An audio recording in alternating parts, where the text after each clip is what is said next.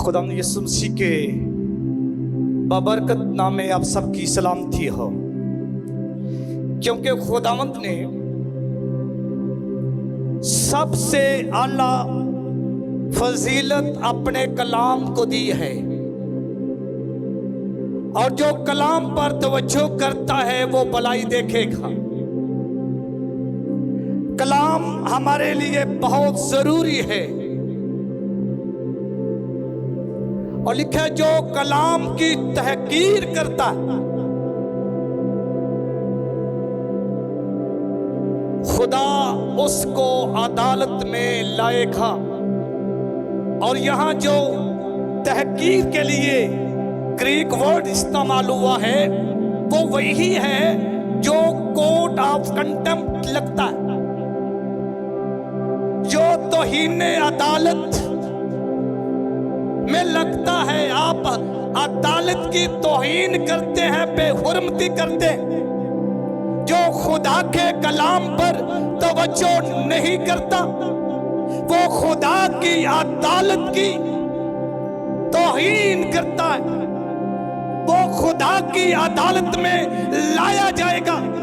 जिस तरह जज कोर्ट ऑफ कंटेम्प्ट में मुजरिम को जो अदालत को में लाता है और उस पर सजा का उस पर फाइल दायर होती है, मुकदमा दायर होता है, अदालत उसे कटारे में लाती है, इस तरह जो कलाम की तो तहकीर करता है खुदा उसे भी एक दिन अपनी अदालत में लाएगा।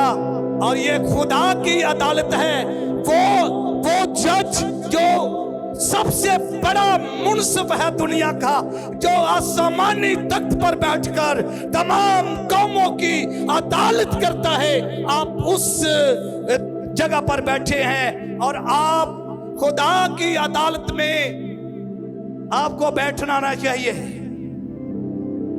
मेरी बात याद रखें, ये हमारे लिए लम्हा फिक्र है कि हम खुदावंद के कलाम को कितनी इज्जत देते हैं। ये बहुत जरूरी है।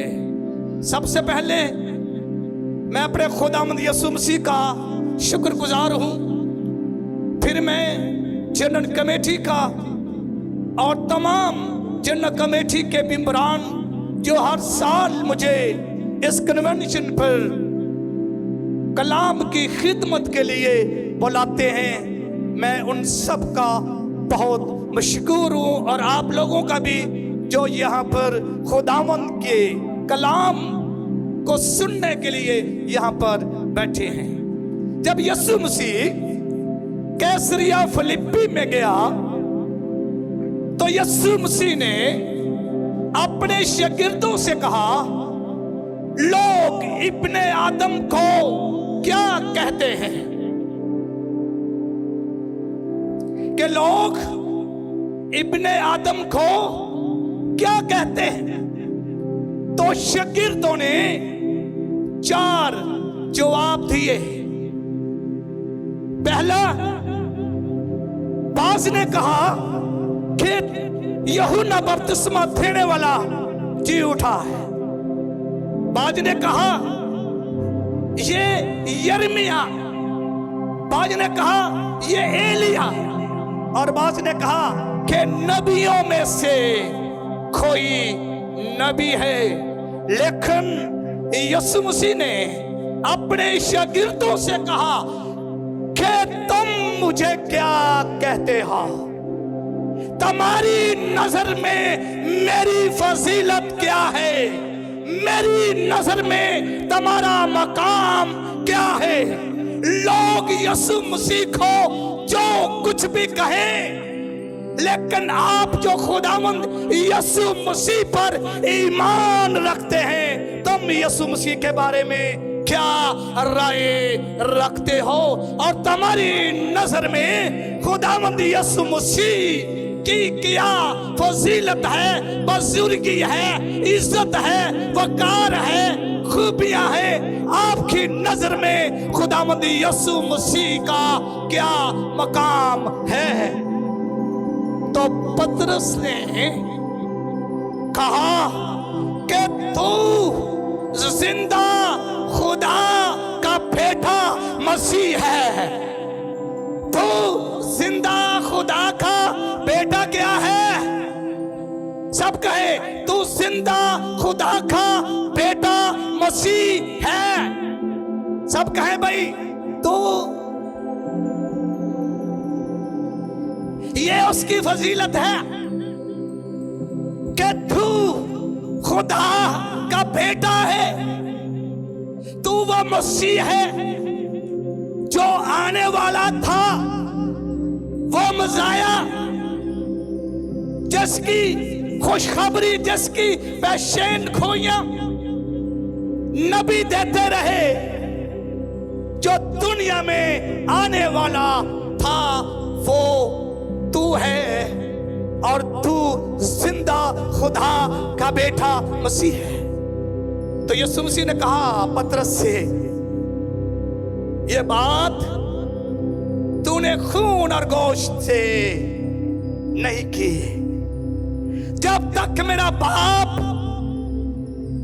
आसमान से किसी को नाचे, आसमान से अपना मकाशवा किसी ईमानदार पर जाहिर ना करे, वो खुदा के की फजीलत को, यीशु की फजीलत को जान नहीं सकता।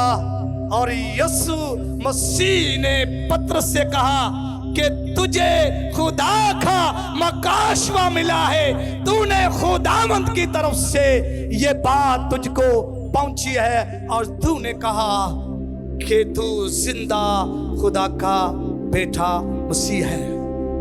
और मैं अक्सर ये कहता हूं, जो जिंदा है वही नजात दहिंदा है। जो जिंदा है वही उसकी फजीलत होती है, वही नजात दहिंदा होता है। जो जिंदा है, जो जिंदा नहीं है, उनकी ना फजीलत है ना वो नजात दहिंदे हैं। वही नजात दहिंदा हो सकता है जो जिंदा है, क्योंकि यीशु मसीह ने जी उठने के बाद यूहन्ना आरफ से कहा, यूहन्ना खौफ न कर, मैं मर गया अब जिंदा हूं और अब्दुल्लाबाद जिंदा रहूंगा, और आलमे रुहा की कुंजियां मेरे पास हैं। ये मेरे मसीहा की फजीलत है कि वो आसमान और जमीन का कुल अख्तियार रखने वाला है, और उसके पास पूरी दुनिया का अख्तियार है। और हम देखते हैं जो हवाला आपके सामने तलावत किया गया, ये ग्रीक में नज़म है। कुलसियों के नाम पलूस रसूल का खत जो है, ये इब्तदाई कलीसिया का एक गीत था।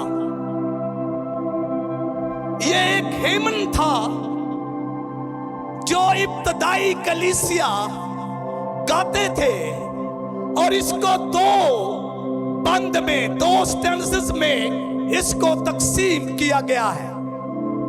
पहला बंद या पहला अंतरा जिसे कहते हैं, उसमें यह है कि खुदा पूरी दुनिया का खालिक और मालिक है। यीशु मसीह पूरी दुनिया का क्या है? खालिक और मालिक है। दूसरे स्टेंजे में पलूस कहता है कि वो ना इस दुनिया का खालिक मालिक है, बल्कि आने वाली दुनिया का भी वो खालिक और मालिक है। आने वाली दुनिया, नई मखलूक का भी वो खालिक और मालिक है, जिसका वादा यीशु मसीह ने किया कि मैं जाता हूं और तुम्हारे लिए जगह तैयार करता हूं। मेरे बाप के घर में बहुत से मकान हैं, अगर ना होते तो मैं तुम्हें कह देता। मैं जाता हूं और तुम्हारे लिए जगह तैयार करता हूं, और आकर तुम्हें अपने साथ ले। ये फजीलत किसी के पास और नहीं है। कोई आसमान पर घर तैयार करने वाला नहीं है। किसी नबी के पास, किसी रसूल के पास, किसी और के पास ये फजीलत और ये मकाम नहीं है जो मेरे मसीहा के पास है। हम शुक्र करते हैं कि उसने दुनिया को बनाया। कलाम लिखा के इब्तिदा में खुदा ने आसमान और जमीन को पैदा किया। खुदा आसमान का, आसमान के ऊपर, जमीन के नीचे, और जमीन के नीचे और ऊपर हर एक चीज का मबदा खुदा है। वो अनदेखी चीजों का भी खुदा है। दुनिया में बहुत सी ऐसी चीजें हैं जिनको आप देख नहीं सकते। सैयारे हैं, गैलेक्सी हैं, एटम हैं, मॉलिक्यूल्स हैं, बहुत बड़ी बड़ी ऐसी चीज हैं। जमीन के नीचे बहुत सी मदनियात हैं, बहुत सी मखलूक है जिसे आप नहीं जानते ना देख सकते हैं, लेकिन मेरा और आपका मसीहा उन्हें पैदा करने वाला है। आसमान की हो या जमीन की हो, या जमीन के नीचे की देखी हो या अनदेखी हो, उसका पैदा करने वाला मेरा और आपका मसीहा है। और फजीलत उसकी होती है जो बेगुनाह हो। बाइबल बताती है सबने गुनाह किया और खुदा के जलाल से, सब कहें सबने गुनाह किया और खुदा के जलाल से सब महरूम है। लेकिन मेरे और आपके मसीहा ने कहा, कौन है जो मुझ में गुनाह साबित कर सकता है? वो उसकी फजीलत है जो बेगुनाह हो। और दूसरा फजीलत उसकी हो जो बेइल्जाम हो।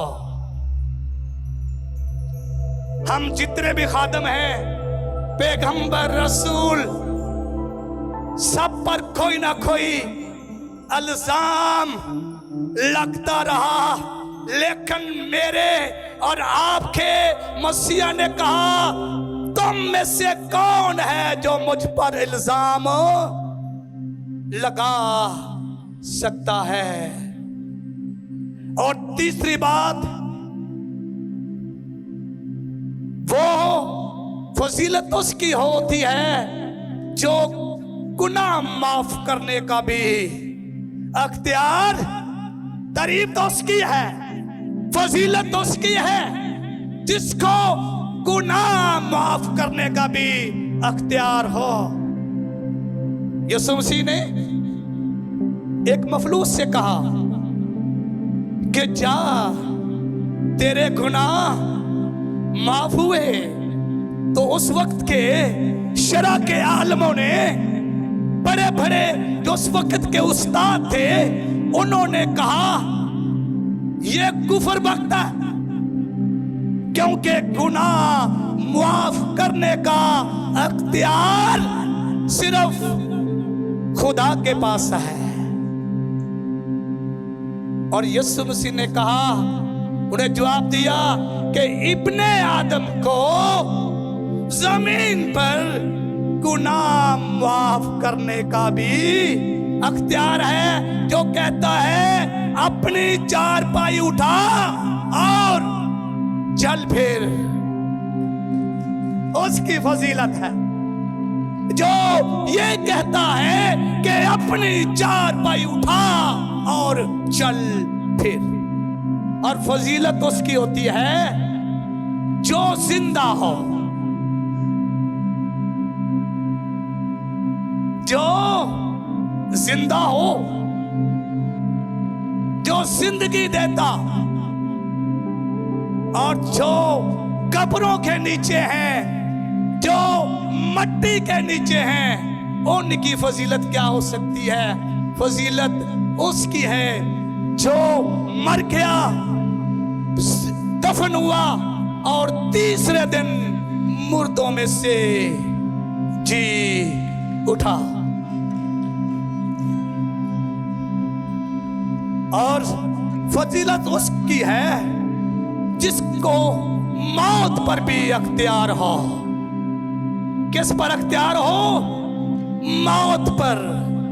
यीशु मसीह ने अपनी जिंदगी में 3 मुर्दों को जिंदा किया।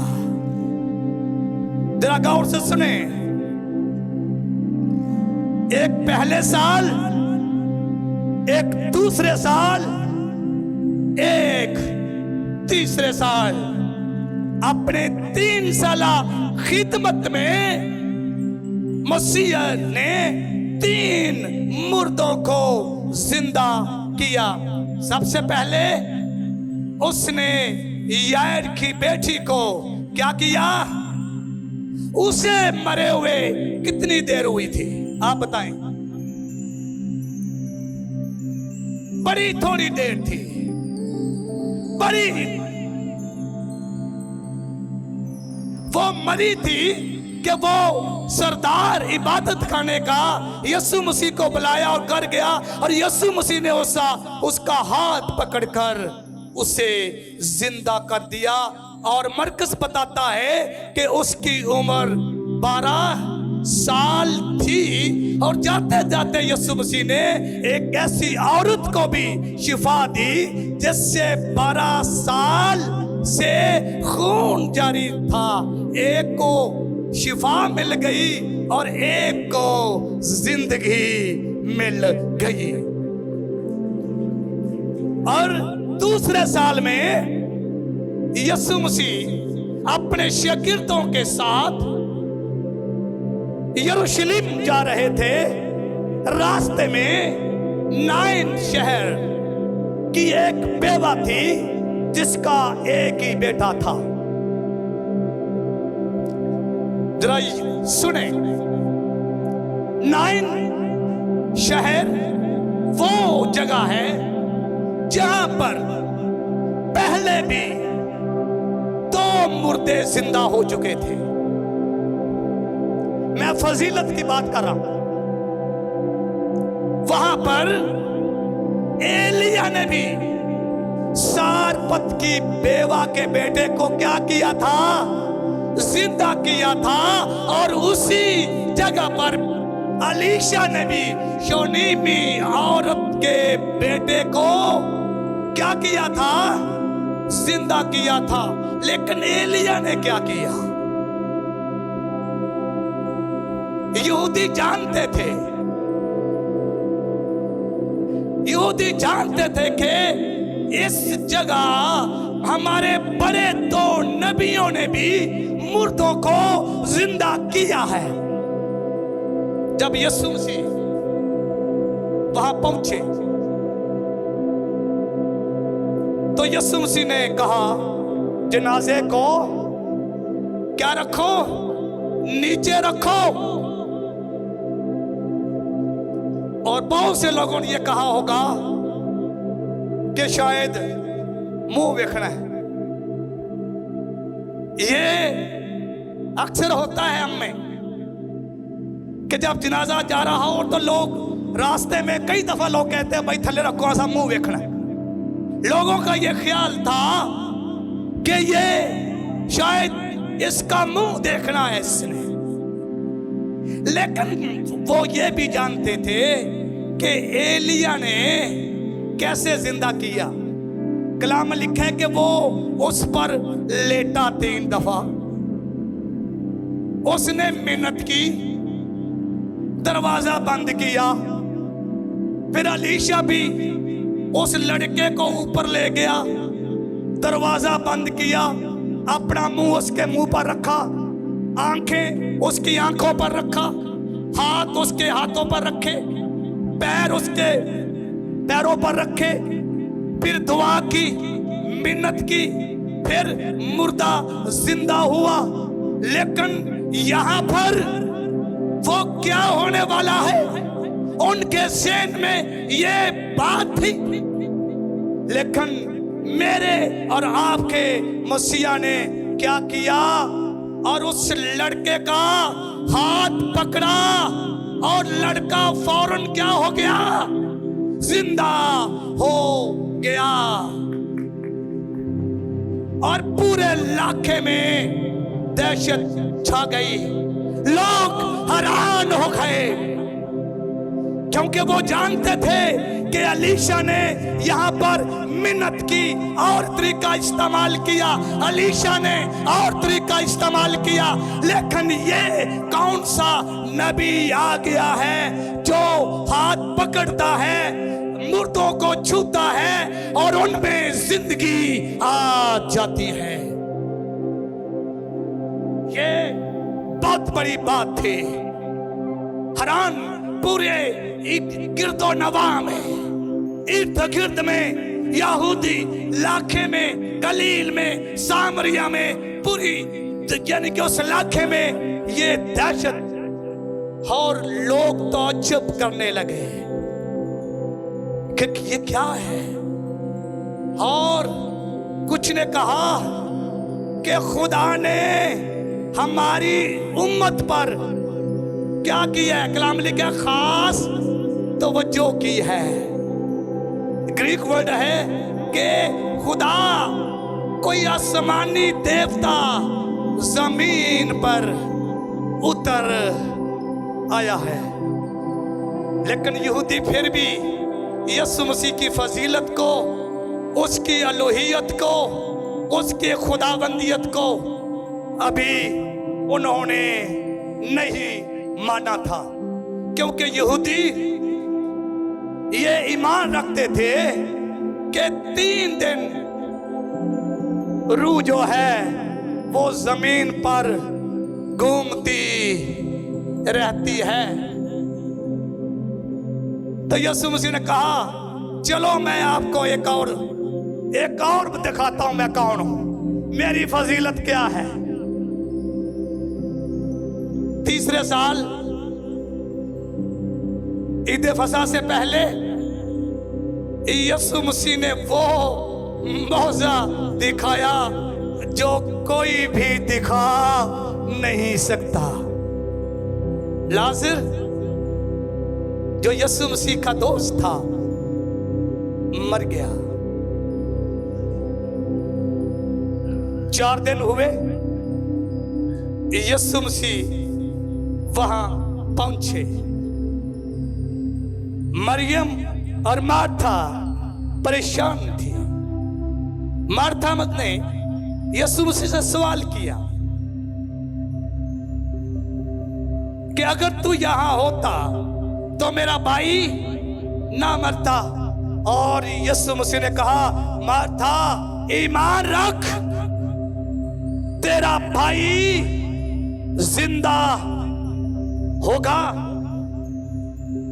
उसने कहा ऐ खुदावंद मैं ईमान रखती हूं कि वो किस दिन जिंदा होगा, क़यामत के दिन जिंदा होगा।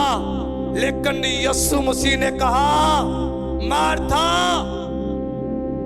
क्योंकि क़यामत को सब लोग मानते हैं, मसीही भी और गैर मसीही भी ये ईमान रखते हैं कि क़यामत की अदालत सिर्फ खुदा कर सकता है। क़यामत की अदालत का हिसाब सिर्फ खुदा के पास है और कोई अदालत के लायक नहीं। और यीशु मसीह ने मार्था से कहा मार्था, क़यामत और जिंदगी तेरे सामने खड़ी है।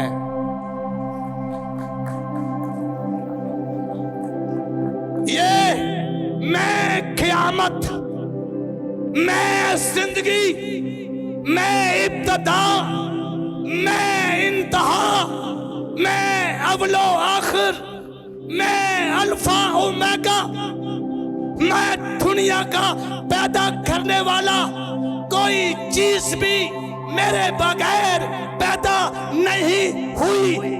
उसमें जिंदगी थी और जिंदगी आदमियों का नूर थी। कलामे पाक में लिखा, वो अपनों के घर आया और अपनों ने उसे, ग्रीक में जो इसका मतलब है वो अपनी चीजों में आया, क्योंकि सारी चीजें उसके वसीला से पैदा हुई। वो अपनी बनाई हुई दुनिया में आया, वो अपने हाथ से बनाई हुई दुनिया में आया, लेकिन दुनिया ने उसे कबूल ना किया। आज भी हमारा ये हाल है। अब वो हमका पैदा करने वाला है। ऑगस्टीन एक बहुत बड़ा जो है वो बाइबल का उस्ताद हुआ है, उसने कहा कि खुदा ने इंसान को अपने लिए पैदा किया है। किस लिए? अपने लिए पैदा किया है। और जब तक इंसान खुदा के पास नहीं आता वो बेचैन रहता है, क्योंकि खुदा ने पैदा इंसान को अपनी हमदो सना के लिए, परस्तश के लिए पैदा किया है। और इंसान खुदा के लिए है और खुदा इंसान के लिए है। उसने इंसान को फरिश्तों से भी अफजल जो है वो बनाया है। और उसने कहा क़यामत और जिंदगी मैं हूं। तो यीशु मसीह ने कहा, आओ मुझे कब्र पर ले चलो। बहुत बड़ी तादाद थी यहूदियों की। उन्होंने कहा कि आज मसीह को कोई चीज, आज इसकी खुदाबंदियत देखते हैं ये क्या करता है, क्योंकि अब रूह लाजर को 4 दिन हुए हैं मरे को, अब उसकी रूह आसमान पर चली गई है, अब ये जिंदा नहीं होगा। अब यीशु मसीह जो बालज़बूल की जो बदरूहों की कुदरत से मुर्दे जिंदा करता है, शफा देता है, आज देखते हैं ये क्या करता है।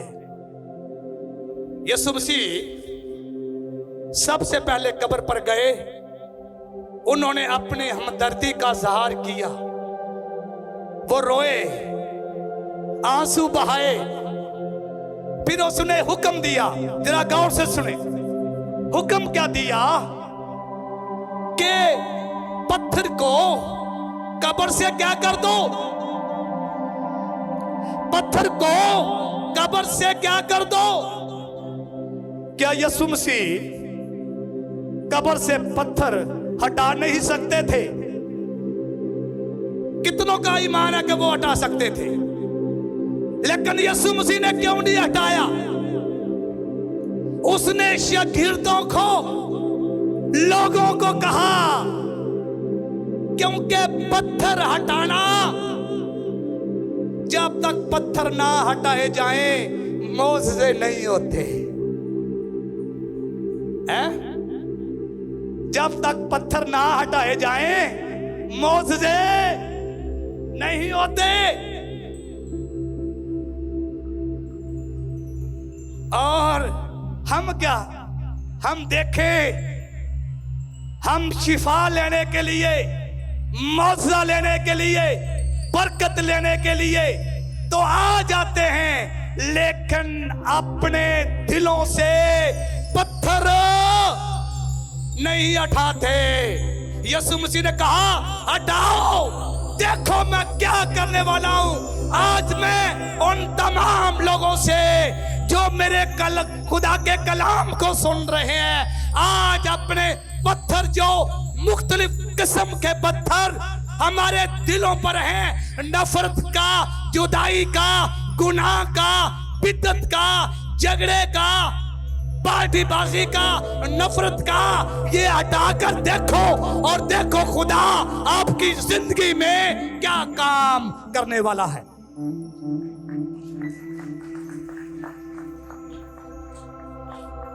जब तक आप पत्थर नहीं उठाएंगे, मैं अक्सर कहता हूं, क्योंकि मैं एक गांव से पादरी हूं, पादरी साहब, मैं उनका पादरी हूं, वो मेरे गांव में से उनका तल्लुक है। मैं अक्सर कहता हूं, जदों गिरजे कच्चे हुंदे हां, साडे ईमान की हुंदे हां, ईमान पक्के हुंदे हां। परालियां ते बह के गोड़ा ले चौल खा के पिंडां ते शादमानी हुंदी सी वड्डे दिन दी। ते अज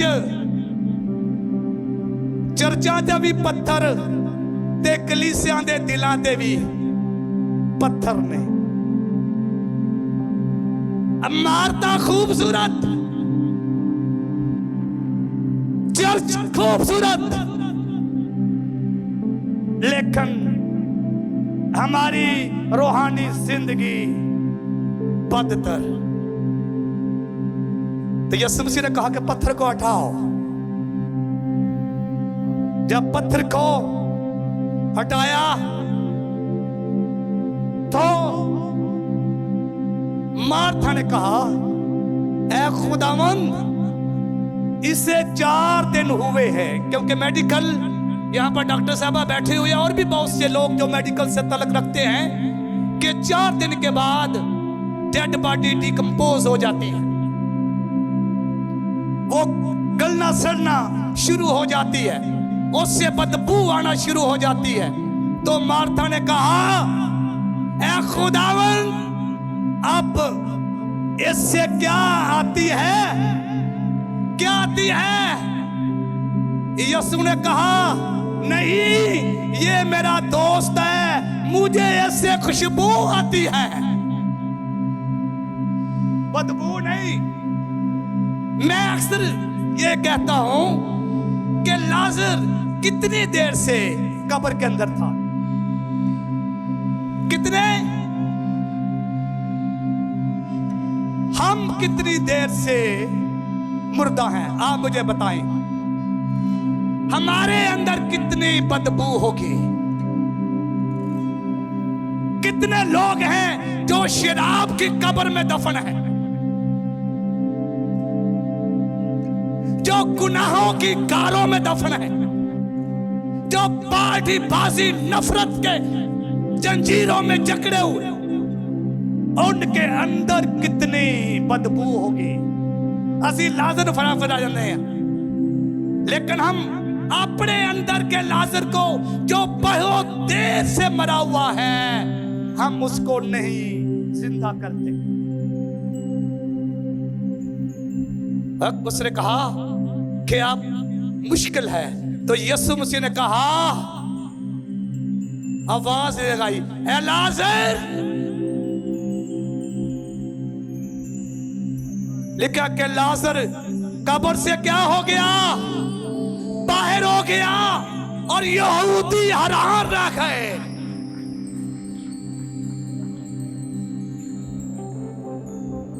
मैं एक दफा डॉक्टर तारुल कादरी को सुन रहा था, उसने कहा कि मसीह की फजीलत इतनी बड़ी है, ये 4 दिन का लाजर क्या लाजर 40 साल से भी अंदर होता और मसीह आवाज देता और लाजर बाहर क्यों ना आता?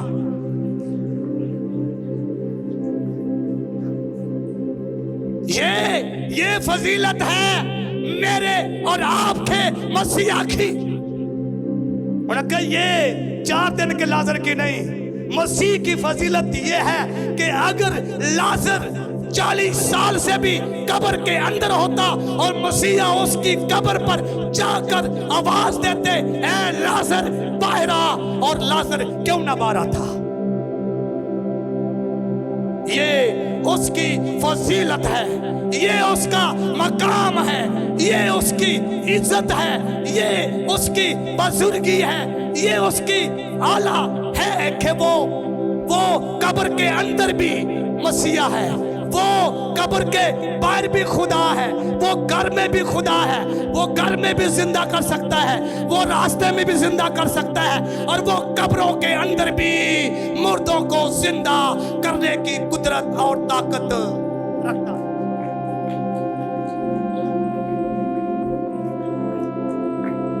तो यीशु मसीह ने एक और हुक्म दिया, लिखा कि लाजर कफन समेत क्या आ गया, बाहर आ गया। सब कहें कफन समेत क्या आ गया। तो यीशु मसीह ने एक और हुक्म दिया कि इनकी पट्टियां की करो। और यीशु पट्टियां नहीं खोल सकता है, वो जेड़ा मुर्दा जिंदा कर सकता है, वो कफन की पट्टियों को क्यों।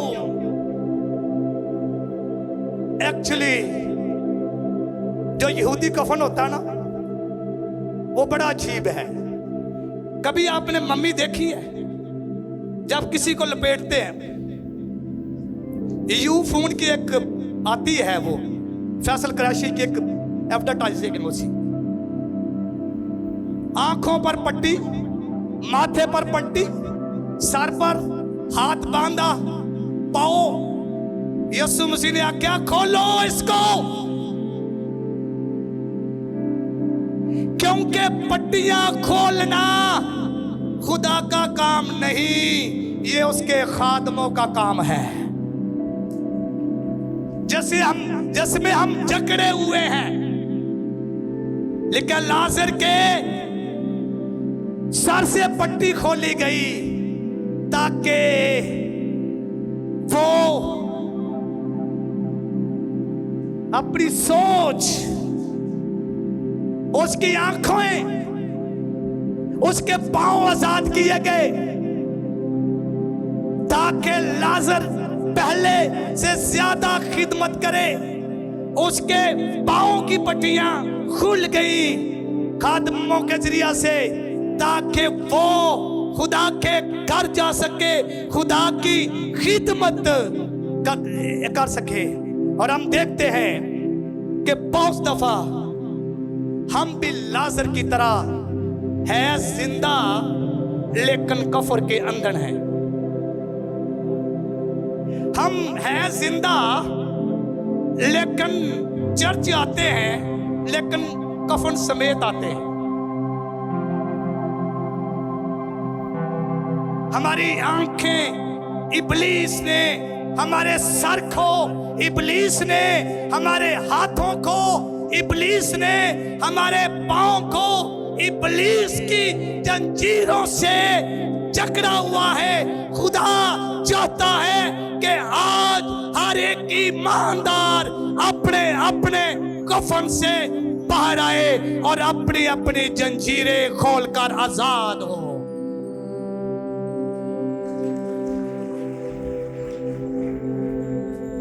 ये बहुत जरूरी है, ये बहुत जरूरी है कि हम अपनी पट्टियों को जो आंखों पर है, कलाम लिखा को आंखें तो रखते हैं पर देखते नहीं, कान तो रखते हैं पर वो उनके दिलों पर क्या चर्बी छाई हुई है। आज हमें उसकी फजीलत यही है कि हम अपनी जिंदगियां यीशु मसीह को दें। और जब हम पुराने यात्रानामे को पढ़ते हैं तो वहां पर भी हमें यीशु मसीह की फजीलत मिलती है। ज़बूर 2 के अंदर यीशु मसीह ने कहा, तू मेरा बेटा है और मैं कौमों को तेरी क्या दूंगा, मिरास दे दूंगा। पूरी कौमें तुझे सिजदा करेंगी, तेरी फजीलत सबसे बढ़कर है। जॉन स्टॉट इंग्लैंड के बहुत बड़े थोलोजियन, वो कहते हैं अगर दुनिया के सारे बादशाह दुनिया के सारे जर्नैल, दुनिया के सारे अफवाज, बड़े बड़े ओहदे वाले लोग एक जगह जमा हो जाएं, अगर उस जगह पर मेरा और आपका मसीहा आ जाए तो वो तमाम बादशाह और जर्नैल उसके कदमों में गिर जाएंगे, क्योंकि उसकी फजीलत सबसे बढ़कर है। क्योंकि अंबिया खुदा के अंबिया हैं, लेकिन मेरा मसीहा इन अंबियों का भी खुदा है। और जबूर एक और में लिखा है, 99 जबूर उसकी 27वीं आयत में, कि तू मेरा पहलौठा है और मैं तुझे बादशाहों का बादशाह बनाऊंगा। और यशाया नबी कहता है कि हमारे लिए एक लड़का तवल्द हुआ और हमको एक बेटा बख्शा गया, सल्तनत उसके कंधों पर होंगी, उसका नाम अजीब, मुशीर, खुदाए का दर, अब्दियत का बाप और सलामती का। और मलाकी अपनी किताब में 4 बाब की 2 आयत में लिखता है कि तुम पर आफताबे सदाकत क्या होगा, चमकेगा। ये और मेरी बात याद रखें, यीशु मसीह आफताबे सदाकत है और उसकी किरणों से कौमों को शिफा होती है। देखिए, चांद में रोशनी नहीं है,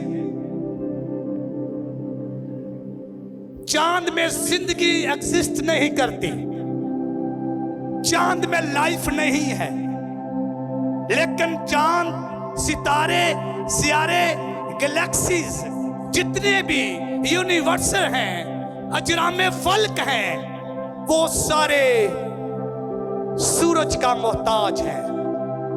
सूरज की रोशनी इन पर पड़ती है तो ये दुनिया को रोशन करते हैं। अगर सूरज की रोशनी ना पड़े इन सियारों पर, चांद पर ना पड़े, असी कदी कदी अनरत मेरा मुंडा चन्न वर्गा है, वो चन्न ने ओनू चानर यसू ने बनाया है, वो काला है, ओदे ते कोई जिंदगी नहीं। इस तरह इस तारीख जिंदगी में, इस तारीखी दुनिया में जब तक आफताबे सदाकत का नूर ना पड़े, ये दुनिया कभी रोशन नहीं हो सकती। ये दुनिया भी उन चांद की तरह है, सैयारों की तरह है, सैयारों की तरह है। और मैं एक दिन एक रिपोर्ट पढ़ रहा था अल्बर्ट स्टाइन की, वो कहता है कि मैं खुदा के बारे में मैं नहीं जानता था कि कौन खुदा है, लेकिन एक दिन जब मैंने सैयारों की तालीम हासिल की, तो जब सियारे गर्दिश करते हैं आपस में, तो उसने कहा ये टकराते क्यों नहीं आपस में, इनके पीछे कौन सी वो ताकत है जो इन सियारों को आपस में टकराने नहीं देती। तो उसने सोचना शुरू किया, बाइबल की स्टडी करना शुरू की, और एक दिन उसे पता चला कि इन सियारों, इन गैलेक्सी पर, सूरज पर, चांद पर, सितारों पर जो हुकूमत है वो मेरे मसीहा की है, और वो इनका निजाम चला रहा है। मेरे अजीजों, मसीह की फजीलत कौन बयान कर सकता है?